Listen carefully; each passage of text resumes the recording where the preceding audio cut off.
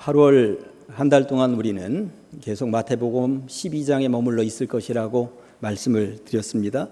마태복음 12장은 전체적으로 바리새인들과 그리고 예수님 사이에 팽팽한 긴장 관계가 형성되어 있다고도 말씀을 드렸죠. 첫 번째 대결은 밀밭에서 전개가 되었고요. 그리고 지난주에 보셨던 것처럼 두 번째 대결은 회당에서 이어졌었습니다. 예수님께서 회당에서 전개하셨던 대결 구도가 오늘도 끝나지 않은 것 같습니다. 예수님은 아직 회당에 머물러 계신 것으로 알려져 있습니다. 그런데 오늘 본문을 굉장히 길게 읽으셨습니다만 오늘 본문 굉장히 어렵습니다. 제가 어떻게든 쉽게 설명을 하면서 여러분들의 손에다가 쥐어주려고 하니까 들으시면서 아멘 하시고 또 새 힘 얻어 돌아가시기를 주님의 이름으로 간절히 축원합니다. 지난주에는 그 회당에 머물러 계신 예수님께 한쪽 손 마른 사람을 데리고 왔었고, 그리고 예수님께서 고쳐주셨는데 오늘은 보니까 귀신 들려서 눈이 멀고 말을 하지 못하는 사람을 데리고 왔다고 하는 거예요. 예수님께서는 당연히 고쳐주셨습니다. 이 일로 인해서 바리새인들과 예수님과의 대결 구도는 어떻게 전개가 되는지 한번 보시도록 하겠습니다. 사람 사는 세상에는 소문이 있어요. 이 소문이라고 하는 것 참 무섭습니다. 발 없는 말이 천리를 간다는 속담도 있습니다만 소문은 정말 빠르죠.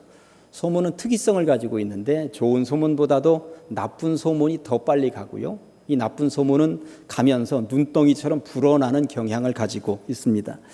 2000년 전에 예수님에 대한 소문도 굉장히 바닥에 퍼져 있었습니다. 우선 긍정적인 소문이 많았죠. 설교 잘한다더라, 병을 고친다더라, 죽은 사람도 살린다더라, 오병이어의 기적을 베푸는 것 보니까 예수님 따라다니면 평생 굶을 걱정은 없다더라, 바리새인들하고 대결하는 것 보니까 구약 성경에 대한 해박한 지식을 가지고 있고 그리고 순발력 있게 잘 이겨내시더라, 설교하시는 것 보면 우리가 가장 으뜸이라고 생각을 하고 있었던 서기관들이 설교하는 것 그 이상이더라 하는 좋은 소문들이 많이 났습니다. 그런데 예수님에 대한 소문이 좋은 소문만 났던 것은 아니에요. 부정적인 소문도 났는데 예수님에 대한 부정적인 소문의 으뜸은 미쳤다더라 이것이었습니다. 왜 이런 소문이 나게 되었는가 잠깐 말씀을 드려보도록 하겠습니다. 예수님이 원래 태어나신 고향은 베들레헴입니다만 베들레헴은 잠깐 태어날 때만 머물러 있었던 것이죠. 예수님은 주로 어디에서 자라셨습니까? 나사렛이었습니다. 나사렛에서 갓난장이 어린 시절부터 30살이 될 때까지 거의 30년을 나사렛에 머물러 있었던 것이죠. 그러다 보니 나사렛 한 동네에 살고 있었던 모든 사람들은 예수가 어린 시절부터 30살 이제 청년의 나이가 될 때까지 자라나오는 모습을 다 본 거예요. 예수님의 육신의 아버지 요셉은 목수 출신이었습니다. 목수가 뭐 하는 사람들입니까? 도끼 메고 산으로 올라가서 나무를 자르고요, 톱으로 이것저것 잘라낸 이후에 대패를 가지고 긁어내고 그리고 망치질을 하면서 집을 짓는 사람이 목수 아닙니까? 젊은 시절 예수님은 아버지 요셉이 목수 일을 하면서 이곳저곳 집을 고치거나 집을 짓거나 하는 것 따라다니면서 보기도 했을 것이고 그 기술을 배우기도 했을 것입니다. 태양에 피부는 그을려서 갈색으로 되고 그리고 이 근육도 생겼을 것이겠다 하는 생각도 해보았습니다. 그런데 어느 순간 아버지가 일찍 세상을 떠난 거예요. 예수님이 큰아들이었다 보니까 순간 한 집안의 가장이 된 것입니다. 어머니 모셔야 되고요, 줄줄이 사탕으로 있는 동생들 책임져야 하는 위치에 예수님이 있게 된 것이죠. 모르긴 몰라도 아마 열심히 일을 했을 것입니다. 평소 예수님의 성격 같으면 뒷짐지고 나 몰라라 하실 성격이 아니라고 하는 것 우리들은 금방 알 수가 있는 것이죠. 그런데 예수님께서 30살이 되었을 때에 집을 떠나고 마을을 떠나신 거죠. 세상 말로는 가출이었습니다. 그런데 몇 개월이 지났는가 싶었는데 건장한 젊은 청년들 10여 명 데리고 고향 마을에 나타났습니다. 그리고 마을 회당에서 설교를 한다는 거예요. 마을 사람들이 얼마나 궁금했습니까? 우리 마을에서 자랐던 젊은이였는데 저 젊은이가 몇 날 며칠 떠났다가 돌아오더니 이 제자랍시고 데리고 왔는데 회당에서 설교를 한다니 마을 사람들이 다 모였습니다. 과연 어떤 설교를 할까? 이 내용이 누가복음 4장에 기록이 되어 있는데 마을 사람들이 다 모여있는 자리에서 예수님의 설교의 주된 내용은 그거였습니다. 우리 민족이 수백 년 수천 년 기다리던 구세주, 그 구세주가 바로 나다, 이런 설교를 하신 것입니다. 마을 사람들이 들을 때 어이가 없는 거예요. 며칠 전, 몇 개월 전만 해도 우리 마을에서 자라면서 목수하던 젊은이 아니었습니까? 여보게 예수, 우리 집 지붕 새네. 지난번에 고쳐주었는데 이번에 또 새니까 와서 좀 고쳐주게. 그러면 와서 망치 들고 와서 지붕을 고쳐주던 젊은이 예수. 그런데 자기가 구세주라는 거예요. 여보게 예수, 우리 집 대문 좀 고쳐주게 하면은 가서 대문 고쳐주었었던 그 젊은이가 며칠 만에 만났는데 자기가 구세주라고 하는 거예요. 여러분이 살던 마을에서 이런 일이 벌어졌다면 곧바로 믿으실 수 있는 사람 있습니까? 하나도 없을 것입니다. 우리가 수백 년, 수천 년 기다리던 구세주가 우리 마을에 살고 있었네 하면서 넙죽하고 그 앞에 절할 사람이 몇 명이나 되겠느냐라고 하는 것입니다. 제가 볼 때 한 명도 없습니다. 당시 마을 사람들이 얼마나 어이가 없어 했는지, 당시 마을 사람들의 분위기가 어떠했는지 누가복음 4장 28절부터 29절에 이렇게 기록이 되어져 있습니다. 회당에 있는 자들이 예수님의 설교를 다 듣고 다 크게 화가 나서 일어나 동네 밖으로 쫓아내어 그 동네가 건설된 산 낭떠러지까지 끌고 가서 밀쳐 떨어뜨리고자 하되 죽이려고 했다는 이야기인 것입니다. 이런 험악한 분위기가 형성될 정도였다고 마을 사람들로서는 예수님이 스스로 구세주라고 얘기하는 것을 도저히 받아들일 의향이 없었다고 성경이 말씀하고 있는 것이죠. 제가 볼 때 예수님이 나사렛 마을에서 30살까지 살았었던 인생을 마을 사람들에게 점수를 한번 매겨보라고 그러면 A+ 점수 다 받았을 것입니다. 예수님의 인생. 그런데 지금 회당에 와서 설교하시면서 설교 내용을 듣고 한번 점수를 매겨보라고 그러면 낙제점을 줄 것입니다. 그리고 사람들은 네가 미쳤구나. 제가 지금 강대상이기 때문에 언어 순화해서 말씀드리는 거예요. 사람들은 전부 다 한마디씩 미친 X 이렇게 욕을 했을 것이구나 하는 생각이 드는 것입니다. 예수님은 고향을 떠나실 수밖에 없었습니다. 그러면서 굉장히 유명한 말씀 하나를 하죠. 선지자는 고향 마을에서 인정받지 못한다는 말씀을 하시고 떠나십니다. 그리고는 갈릴리 지역을 돌아다니시면서 설교하시고 병을 고치시고 사람들을 규합하시고 하나님의 나라를 완성해 가기 위하여서 그 사역을 감당하고 계셨던 것입니다. 그런데 예수님이 미쳤다는 소문은 고향 마을로부터 시작이 되더니 그 근동으로 쫙 퍼져 나갔습니다. 마가복음 3장 21절은 이렇게 기록하고 있습니다.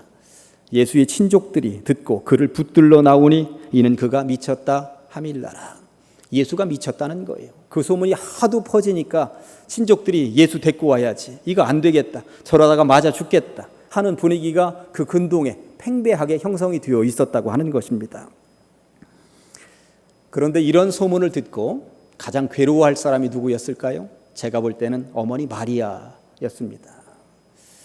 예수님이 며칠 만에 돌아와서 제자들을 규합하고 와서 회당에서 설교한다 할 때 도대체 무슨 설교를 할 것인가 어머니 마리아도 그 자리에서 들었을 거예요. 그런데 내가 구세주다 설교할 때만 해도 이미 성령으로 잉태한 것, 저 예수가, 저 아들이 보통 사람은 아니다라고 하는 걸 알았기 때문에 어머니는 그런 기대감을 가지고 한편으로 들었겠지요.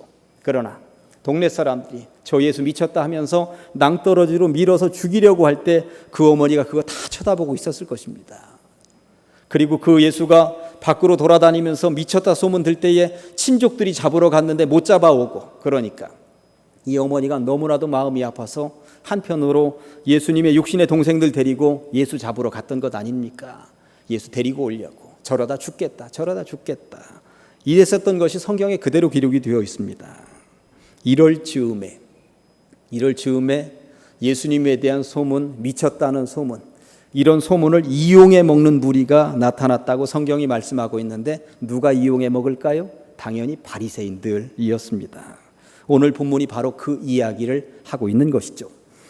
예수님께서 귀신이 들려 눈이 멀고 말을 못하는 사람의 질병을 고쳐 주었더니 그 현장에 있던 사람들이 술렁거리기 시작을 했습니다. 그 내용이 23절에 이렇게 되어 있죠. 무리가 다 놀라 이르되 이는 다윗의 자손이 아니냐 하니, 무슨 말이에요? 우리가 수백 년 수천 년 기다리던 다윗의 자손 아니냐? 구세주다, 구세주다.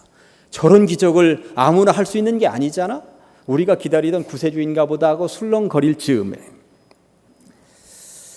이 바리새인들은 그거 아니다라면서 다른 얘기를 하고 있는데 그게 24절에 이렇게 되어 있습니다. 바리새인들은 듣고, 그러니까 사람들이 술렁거리면서 다윗의 자손이다 구세주다 하고 술렁거릴 즈음에 이 소리를 듣고 이르되 예수가 귀신의 왕 바알세불을 힘입지 않고는 귀신을 쫓아내지 못하느니라 하면서 딴지를 걸고 있다는 이야기인 것입니다. 이게 무슨 말이냐 하면, 구세주가 오셨다, 저분 앞에 절을 해야 될 것 같다, 저런 기적을 베푸는 것 보니까 구세주가 맞다 하는 이 즈음에 바리새인들은 구세주는 무슨 개뿔, 귀신 들려서 그런 거야, 귀신 들려서, 이렇게 얘기를 했다는 것입니다. 이 본문에 우리가 처음 보는 단어가 하나 등장을 하죠. 바알세불이라고 하는 단어입니다. 바알은 왕이라는 뜻이고요, 세불은 파리라는 뜻입니다. 그러니까 바알세불은 파리의 왕이라고 하는 뜻이에요.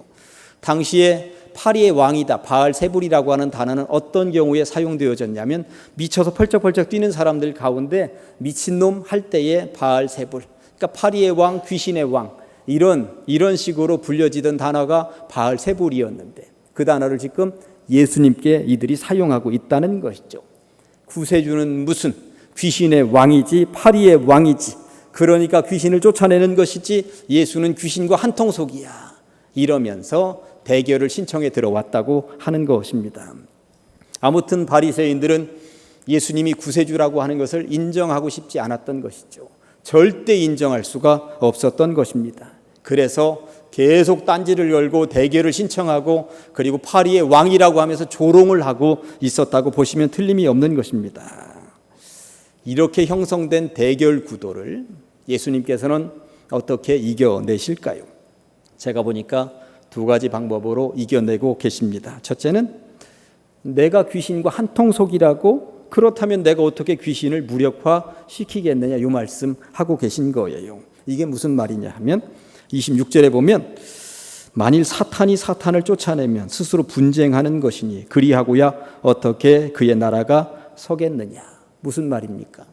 내가 귀신의 왕인데 귀신을 내가 왜 쫓아내냐, 말이 안 되잖아. 내가 귀신의 왕이면 귀신들이 더 활동을 할 수 있는 여건을 조성해 주어야지, 내가 귀신을 쫓아낸다는 게 말이 안 되잖아. 너희들의 말은 앞뒤가 안 맞아. 지금 이 얘기를 하고 있는 거예요. 무슨 말인지 알아들으셨어요? 예. 저는 몇 년 전에 독실한 불교 신자하고 한 명을 만나서 대화를 나눌 기회가 있었습니다. 물론 여러 사람들이 이렇게 있는 자리였는데, 그는 불교에 대해서, 그리고 불교의 우수성에 대해서, 제가 목사라고 하는 것을 알으니까 더 힘주어서 강조하면서 얘기를 하더라고요. 저는 그냥 들었습니다. 그러시냐고. 불교가 그 양반 얘기만 들으면 뭐 아주 굉장히 우수하더라고요. 계속 듣다가, 그런데 그분이 마지막에 한참 침을 튀기면서 얘기한 이후에, 그런데 목사님, 저한테 불교나 기독교는 다 똑같은 종교예요, 그렇게 얘기를 하더라고요. 그분의 이 말이 맞춰갈 즈음에 제가 이렇게 대꾸했습니다. 예, 말씀 잘 들었습니다. 선생님이 말씀하신 대로 세상에서는 기독교도 불교도 다 종교로 똑같다고 분류합니다. 그래요, 똑같습니다. 그런데 뚜렷하게 다른 점 하나가 있지요. 기독교에는 생명이 있습니다. 제가 그렇게 얘기를 했습니다. 다른 종교에 없는 생명이 기독교에는 있습니다. 제가 그렇게 얘기를 했습니다. 그랬더니 이분이 생명이 있다고요? 생명? 이렇게 몇 번 생명이라는 단어를 되뇌이더니, 그리고 나서 우리는 헤어졌는데, 그분이 계속 불교에 머물러 있었는지 기독교 개종했는지 그 뒤는 제가 모르겠습니다. 이후는 성령께서 하실 일이겠지요. 그런데 중요한 것, 누군가와 대화를 나눌 때 보면 어디든지 틈이 있다라고 하는 거예요. 불교의 우수성을 그렇게 얘기하는데 제가 보니까 거기에도 틈이 있더라고요. 기독교에는 생명이 있습니다. 우리가 기독교를 가지고 있는, 기독교를 믿고 있는 이유가 바로 여기에 있거든요. 사망에서 생명으로 옮겨진 종교가 여기에 있기 때문에, 유일무이한 종교, 이 생명이 있는 종교가 여기 있기 때문에 우리는 기독교, 그리고 예수 그리스도를 믿고 있는 것 아니겠습니까? 예수님께서 바리새인들의 얘기를 가만히 듣다 보니까 이게 앞뒤가 안 맞는 말인 거예요. 예수 보고 귀신의 왕이라고 하면서 예수를 쫓아내고 있는데 한통속이라니 말이 되느냐? 한통속이면 내가 왜 얘 귀신을 쫓아내? 귀신이 더 잘 활동할 수 있도록 그 조건을 조성해 주지. 앞뒤가 안 맞는 말을 왜 하고 그러는 거야? 하면서 이렇게 예수님께서 대결을 승리 구도로 이끌어가고 계셨다고 하는 것입니다. 예수님께서 이 대결 구도에서 두 번째로 이겨내시는 말씀은 31절에 보니까 말씀이 이렇게 되어 있어요. 그러므로 내가 너희에게 이르노니 사람에 대한 모든 죄와 모독은 사하심을 얻되 성령을 모독하는 것은 사하심을 얻지 못한다고 말씀하고 있는데, 우리가 성경을 읽으면서 이 말씀을 잘 이해하지 못하는 것은 뜬금없이 성령 이야기를 예수님이 하시기 때문에 그런 거죠. 앞에 바리새인들이 성령의 성자도 얘기하지 않았고 성령을 얘기할 수 있는 분위기가 지금 아니에요. 그런데 뜬금없이 예수님이 성령 이야기를 하고 있으면서 성령을 모독하는 것은 사하심을 얻지 못하다. 그러니까 다 용서받아도 성령 모독죄만큼은 용서받지 못한다고 말씀하고 계신 거죠. 이게 도대체 무슨 말일까요? 예수님은 성령과 떨어져서는 얘기할 수 있는 분이 아닙니다. 예수님의 탄생에는 성령이 개입하셨습니다. 성령으로 잉태하셨죠. 예수님이 공생애를 시작하실 때, 세례를 받으실 때 성령이 비둘기같이 요단강에 임했다고 성경은 분명히 말씀하고 있습니다. 예수님께서 40일 동안 금식하실 때도 성령이 함께 하셨고, 금식 이후에 마귀로부터 시험 받으실 때도 성령이 옆에서 도와주셨다고 말씀하고 있습니다. 예수님이 설교하실 때도 당연히 성령이 함께 하셨고, 예수님께서 병을 고치실 때도 성령이 당연히 함께 하신 것이죠.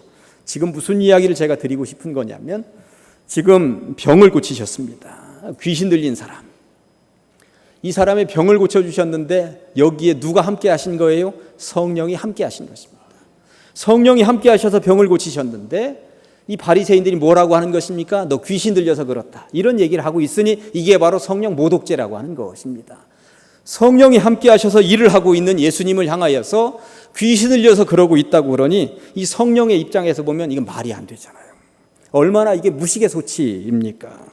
32절을 보면 또 누구든지 말로 인자를 거역하면 사하심을 얻되 누구든지 말로 성령을 거역하면 이 세상과 오는 세상에서도 사하심을 얻지 못할 것이라고 분명히 말씀하고 있습니다. 인자, 예수님을 거역하면 사하심을 얻되, 이게 무슨 말이냐면, 그래 나를 욕해라, 나 욕하면 내가 용서해 줄게. 예수님이 실제적으로 그러셨습니다. 예수님 십자가에 못 박는 무리들을 향하여 그 십자가 위에서 뭐라고 하셨습니까? 아버지여 저들을 사하여 주시옵소서.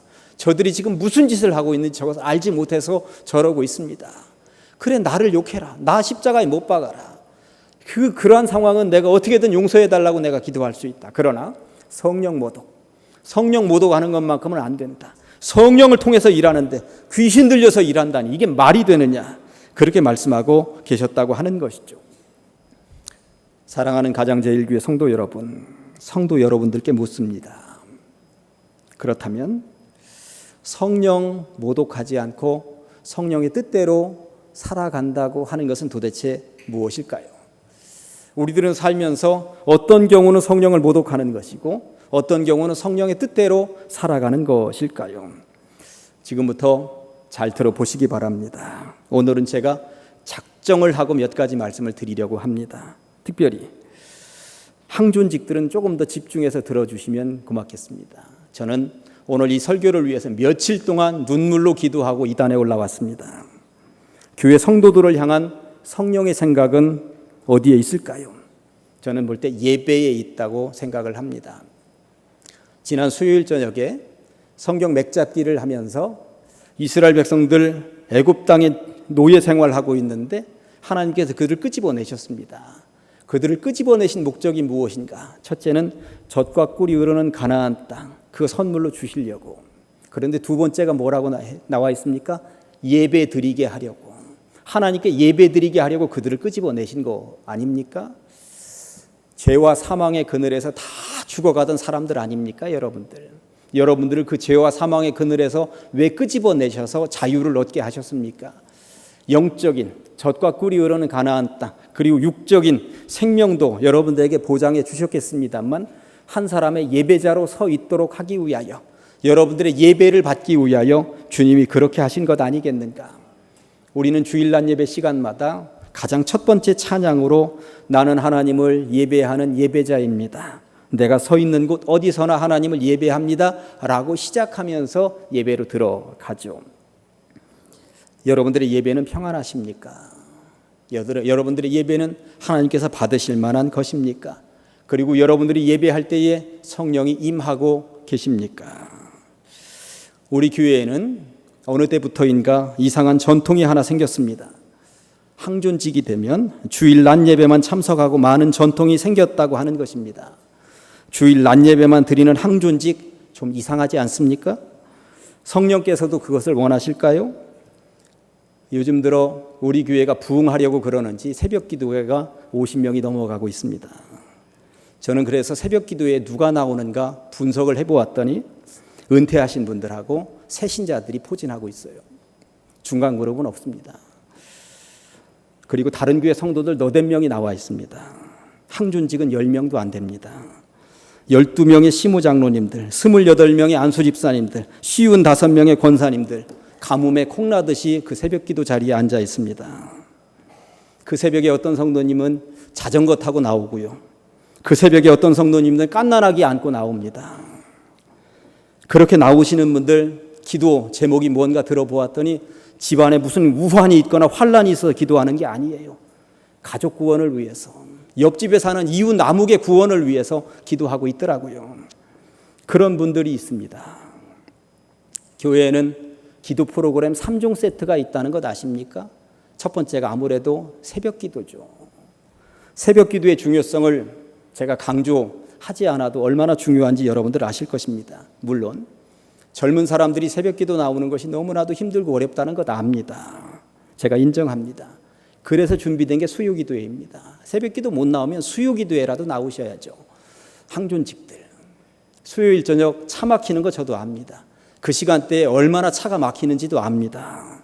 그러면 퇴근 시간 안 걸리는 금요 심야 기도에 나오시면 될 것 아닙니까? 못 빠져나가십니다. 어디 빠져나가려고 그러십니까? 수요일 저녁에 나와서 수요 예배에 참석하시는 분들 보시면 저는 눈물 납니다. 수요일 저녁에 그냥 퇴근하면서 밥 안 먹고 나와 있는 새신자 그룹이 몇 명이나 되는지 아십니까? 그분들 보면서 저는 설교합니다. 금요기도에 찬양하려고 찬양단 하시는 분들이 얼마나 여기 교회로부터 멀리 떨어져 있는 분들인지 아십니까? 우리 교회 80-90%는 그 찬양단보다 가까운 데 살고 있는 분들입니다. 그러면 한 번 정도씩은 고민해 주십시오. 항존직 여러분들. 수요일 저녁에 구역 특송하고 금요일 저녁에 교구 특송할 때는 나오십니다. 그러면 다른 수요일이나 다른 금요일에는 왜 못 나오십니까? 어쩜 그날만 나오십니까? 새벽 기도에도 수요 기도에도 금요 기도에도 안 나오시면 항존직들은 제가 골방을 따로 가지고 있는지 모르겠습니다만 언제 기도하시겠습니까? 저는 은퇴하신 분들 그리고 새신자들 이분들에게 다 맡겼으니 안심하시고 항존직은 TV 앞에 앉아 있어도 되는 것입니까? 저는 항존직들하고 같이 기도하고 부흥하고 싶습니다. 항존직들이 나와주면 교회는 불일 듯이 금방 부흥할 것 같습니다. 그런데 항존직들이 안 움직여 주셔서 저는 너무나도 마음이 아픕니다. 새신자들은 어떤 새신자는 모든 공예배에 어떻게든 다 참석하겠다고 깐난쟁이 안고 오는데 거듭 말씀드립니다만 주일 낮 예배만 참석하는 항존직 정말 이상하지 않습니까? 항존직 여러분 가장 제일교회에 이런 정통 세워주지 않으셨으면 좋겠습니다. 예수님 욕하는 건 용서할 수 있지만 성령 못 오가는 것은 용서할 수 없다고 저는 개인적으로 도저히 못 나오시겠다 하는 항존직들 분명히 있는 것 압니다. 저 이해할 수 있고 저도 용서할 수 있습니다. 그러나 성령께서도 용서하실지 그건 저는 모르겠습니다. 항존직이 되었다면 일반 집사님들과 달라야죠. 청년들과 달라야죠. 그런데 항존직이 된 이후에 일반 집사님들보다 더 못하면 젊은 사람들이 어디 보고 신앙생활을 하겠습니까? 금요일 저녁에 청년들이 한때는 참 많이 나오더니 지금 슬금슬금 빠지더라고요. 왜 빠지는가? 제가 볼 때는 보고 모델 삼을 중간에 항존직들이 계속 안 나오니까 청년들도 슬금슬금 빠지는 것은 아니겠는가? 청년들에게 제가 뭐라고 하겠습니까? 이런 말씀 드리면 더 나오기 싫은 거 제가 알아요. 스스로 알아서 나와야지 누가 시켜서 하는 일 싫거든요. 저는 이렇게 제가 강조했는데도 이번 주 수요일이 똑같고 금요일이 똑같고 새벽 기도회가 똑같을 것을 저는 이미 알고 있습니다. 그럼에도 불구하고 이 목사가 할 일은 강조하는 것 아니겠습니까? 여러분들 도와주십시오. 여러분들이 도우시면, 여러분들이 기도하면 우리 교회가 불일짓이 일어날 거라고 저는 확신합니다.